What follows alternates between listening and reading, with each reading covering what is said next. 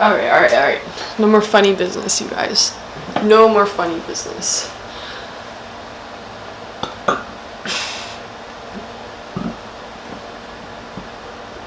Let me just make gross noises. Hello, welcome back to my channel. So today I thought that we would discuss and go over a book that I recently finished, recently, like 2 months ago, but I can't get this book out of my head, and I can't stop thinking about how relevant it is to the time we're in and how relevant it is to anybody of any age. And this is a book that you've probably heard about before. It's very, I think that it's pretty popular. It's one of the most popular philosophy idea books out there. And this book is Meditations by Marcus Aurelius. It is basically journal entries from this philosopher. He claimed to be a Stoic. I think to be a Stoic back in ancient Greece was kind of a label that it was like who someone was. It wasn't really a personality description. It was kind of like who you were. You were a Stoic, you studied Stoicism. At least that's what I got from kind of his biography at the beginning. But this is kind of just his journal entries from being emperor and just being a person. He was just writing these down, and this shit kind of started a whole movement, especially with, you know, the spirituality and self-help becoming really popular and stuff like that. And then this got dug out from who knows what ancient tomb in Greece or whatever.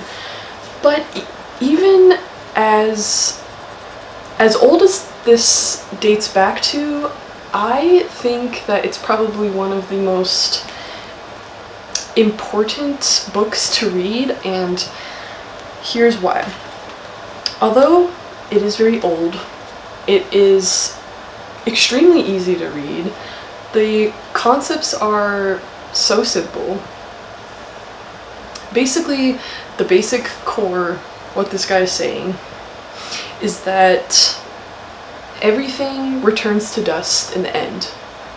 So might as well just be kind, might as well just be yourself and a person. And that's just like one of the most important, or the most prominent concepts in this book. And this book is kind of notorious for being cold, for being harsh, very emotionless, I would say. It's heavily based on like reason and logic, but at the same time, yes, that is true, but at the same time there is a lot of talk about very new age concepts, like, well, he doesn't phrase it like this, but there is the present moment and manifestation and like gods and deities that often get brought up in this book. Like, he was like talking about the present moment before, you know, Eckhart Tolle, and before all the gurus of today. Not that they are gurus or claim to be, but it's written more, not so much in woo-woo universe hippie language, I guess, but it's more down-to-earth, logical, reasonable. And I judge books based on how I feel when I'm reading it. Like, yes, the words and the ideas and the concepts are important, but if I feel a certain type of way about a book, that's how I'm going to ultimately refer back to it. if that makes sense, or judge my opinion off of it. And when I was, every single time I picked up this book to read it, I just felt so calm and like things were clear. I read this book at kind of, I don't know, I was a little bit tumultuous in the mind. Things were very like tumultuous around me, and I was like, oh my god, I can't. Definitely felt out of control, and like I wanted to escape. And that is one of the things that is discussed in the book. Your search for getting higher, higher, higher, the search for pleasure, fame, money. That's kind of where I was at. Definitely. And when I was reading that book, it just very grounding, it gets you down to earth. It brings you back to who you are as a human being and what we owe to the community and to others around us. And I think that it is such a relevant book to this time, to this day and age specifically, because I feel like a lot of people nowadays, including myself, we're all trying to get higher and higher and higher, search for the next best thing, and it's kind of like we are not in the present moment. We don't look for,